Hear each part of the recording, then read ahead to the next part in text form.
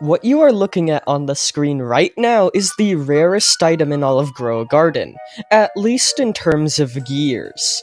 Some of you may already be able to tell what it is, but I'm pretty sure you aren't aware of its full story.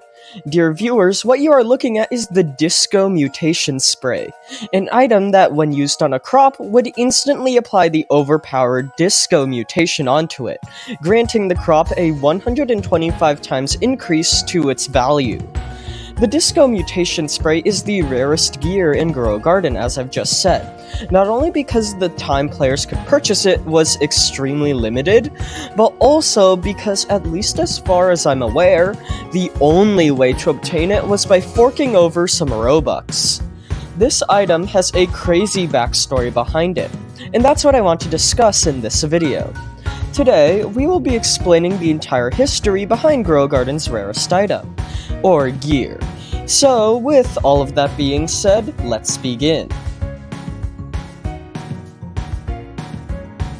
Our journey begins last week as of recording this video, the update that introduced the game's player base to the Zen Garden event.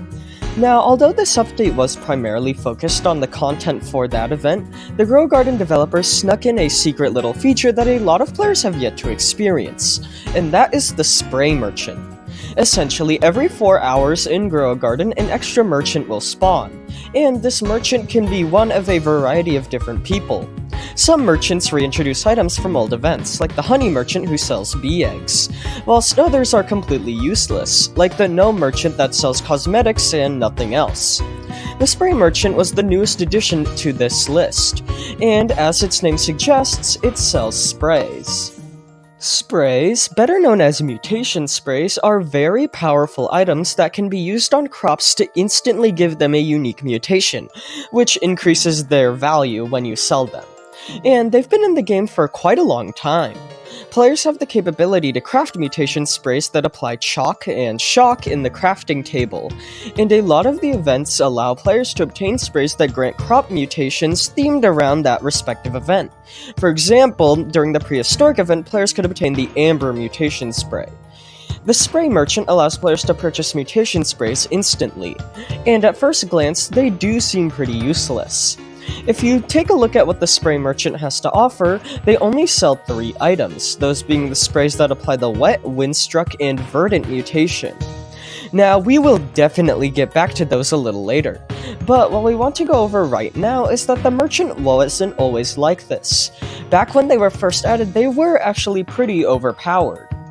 Now, in case you weren't aware, very early in the update's lifespan, the Spray Merchant actually sold a 4th item, that of course being the mutation spray that applied the Disco mutation. To my knowledge, this item never went on sale for in-game currency. As you know, sometimes when the merchant arrives, some items are out of stock, and I don't think it was ever in stock at all. Meaning, the only way to obtain it was by spending Robux on it. And more interestingly, it was removed from the merchant shop shortly after it arrived.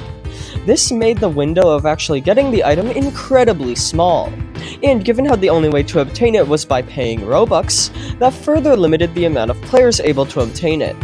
These are traits present in no other gear in Grow a Garden, which is why I believe the Disco Mutation Spray is the rarest gear in the entire game, as it was just too limited to be obtained by the masses.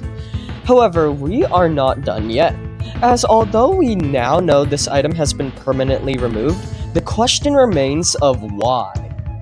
The Disco mutation itself is probably one of the most well-known in the entire game, as it is primarily obtained through disco events that are initiated before updates release, when the game hits its peak player counts. Now, due to its limited spawning ability, the mutation is very powerful, but the only other way of obtaining it is via an extremely rare pet, that being the Disco Bee. In this sense, I think it makes sense as to why the developers decided to remove the spray, as it was likely done to preserve the mutation's rarity. I also know a lot of the community was not happy its rarity was somewhat shattered with the introduction of the spray, so its removal may have also been done to please the community. Other than that though, I am practically done talking about the Disco Spray mutation. But that isn't the end of this video. You know how earlier I said I would get back to the mutation spray merchant and more specifically the sprays it actually sells? Well, yeah, now it's finally time I get back to that. You see, I have a bone to pick with the spray merchant. As I said, although the merchant was somewhat useful prior to the removal of the disco spray because, you could get disco from them, once it was removed the merchant became practically useless. The wet and windstruck sprays it sells offer mutations that are the easiest to obtain in the entire game. Literally every player has that. Meaning that players won't even want to purchase these given how they are so easy to get through other methods. Additionally, although the verdant spray is actually pretty good, I'm not complaining there, as the only other way to obtain it is through a pretty rare pet, I don't think an entire NPC should be dedicated to just one good spray. So, I think this NPC is due for a buff. For starters, I think that some of its event mutation sprays should be added to the list of items it sells. It's practically impossible now for players to get amber on unharvested crops, as the spray for it is gone forever. So what if it was reintroduced as a rare item the merchant could sell or something like that? Additionally, other more rare weather mutation sprays could also be sold by the sky, like a mutation spray that applies the sun-dried or celestial effects.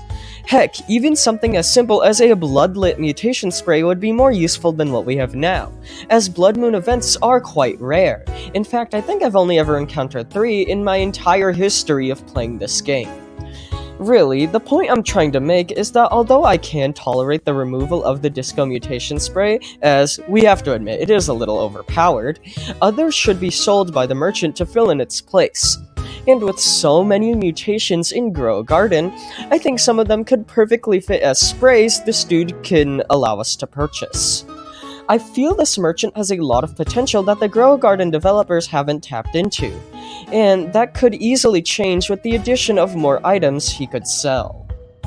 Anyways, although there do exist rarer items than the disco mutation spray, such as the upcoming Jandal monkey pet, it by far is the rarest gear, as not only did players have to spend Robux to obtain it, but it was also only available to be purchased for an extremely short amount of time. Additionally, its removal made the spray merchant kind of useless.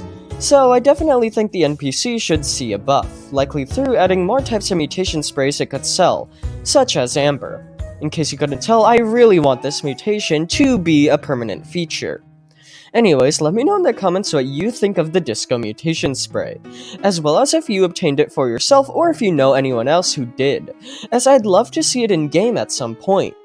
Also, let me know any ideas you have in the comments of how the spray merchant could be updated, such as what mutations it could sell, as although I do have some ideas, I would love to hear what you guys think. So, with all of that being said, thank you all for watching, and I hope you enjoyed.